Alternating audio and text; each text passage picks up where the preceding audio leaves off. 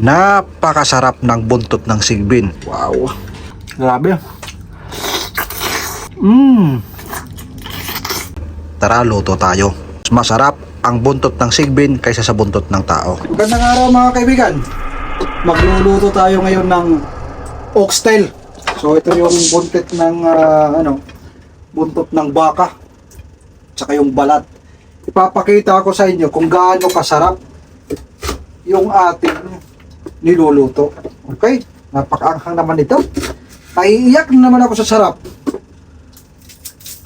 Wala tayong maraming ingredients. Pero makikita nyo sa dulo, napakasarap ng ating lulutuin na ito. Pampatanggal ho ito ng hangover. Oh, ngayon pa lang, naiiyak na ako sa naiiyak na ako sa sarap.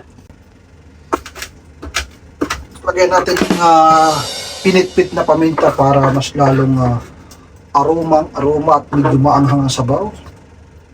Tapos lagyan natin ng hindi magpapahuli ang luya.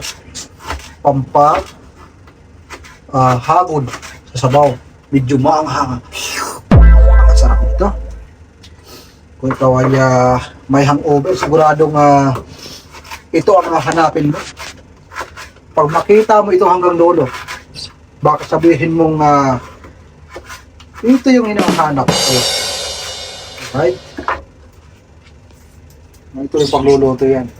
Hindi mo kailangan ng maraming pampasarap. Yung mga magic sarap, Ajinomoto, hindi kailangan.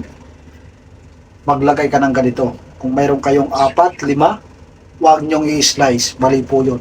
Ilagay nyo lang yan. Meron kasi ako, 2, kaso mayroong bulok, hindi ko nilagay. Kaya isa lang, panalo na ito. At syempre, para manamis-namis ang ating sabaw, isabay na natin ilagay yung ating corn. Okay?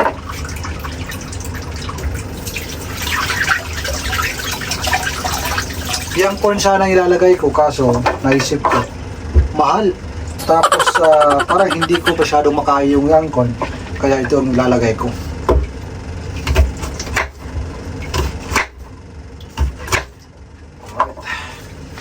Pag sama-samahin nyo lang, huwag kayong maglalagay ng magic sarap, Ajinomoto, ng mga bitsin. Hindi yan masarap sa ating katawan. Masama yan sa ating katawan. Okay? Dagdagan pa natin ng pamintang buo para mas lalo siyang malinamnam. Ganyan lang. At syempre, lagyan natin ng tubig. Alright. Tandaan, simula sa paggulo, bilang ka ng 2 oras. Napakalambot nito. Siguradong hahanap-hanapin mo. At syempre, yung asin. Kulay pink yan, ha? Baka sabihin nyo, bakit naman kulay pink ang kanyang asin? Ito po ay organic. Okay? Wala pong halong chemical. Ang gamit natin na asin ay pink. Okay? Baka hindi pa kayo nakatikim ng pink na asin. So, kailangan maraming tubig kasi tuloy-tuloy na yan. So ayan na, takpan ng mahigpit. Isa lang. Wow, hintayin natin ng 2 oras. Pasok na yan. Alright, ito na yung ating napakasarap na buntot ng baka. Kagabi hindi ko na ang tawag diyan, na tiis. Binawasan ko na yung sabaw kasi napakasarap.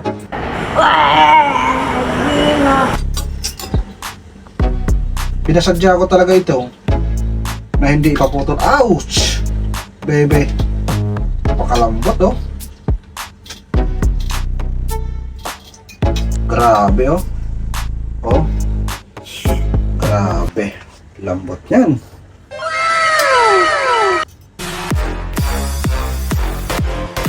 Ito, sarap yan. Sarap yan pag nilagyan ng ahos.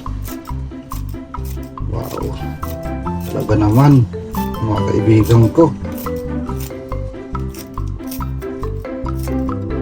Mas masarap po ang buntot ng baka kaysa sa normal na laman lang. Punta tayo doon at makakain na. Meron natin gunting, oh. Wow!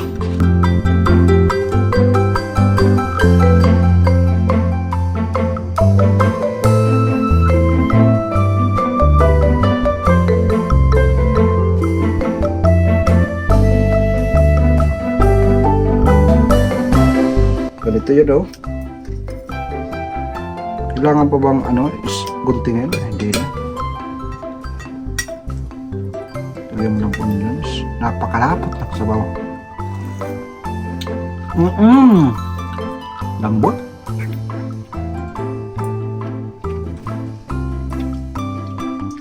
Ayun yung bawang lang. Hindi natin hiliwa. Kumakain ba na kamay nito? Samahan natin ng balat.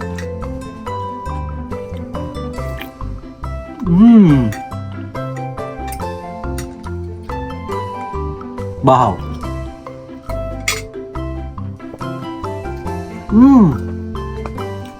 Pakalambot. Grabe.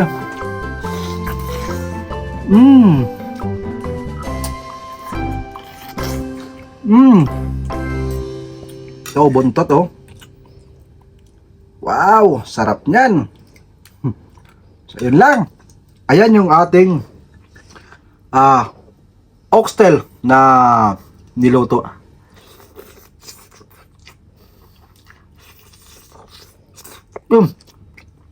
Nandiyan pa pala kayo. Ayan na ulit ang ating oxtail na niluto. Napakasarap. Napakalapot ng sabaw. Nice. So, paano?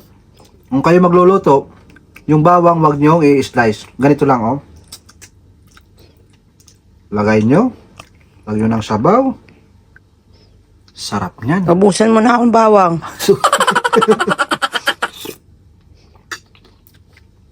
Tama na, nagre-recline si Mrs. Pinubusan niya sa favorite niya sa kasi niyan. Baka hindi niyo alam. Pronounce. Hindi niyo alam na napakasarap ng bawang na isang buo, maglagay kayo ng 5, nako po, mabibitin po kayo. Pinapatong sa ating ganito ho, yun, ganito. Wala na, ubos na. Tama na. Sige na. Bye-bye. Bye-bye.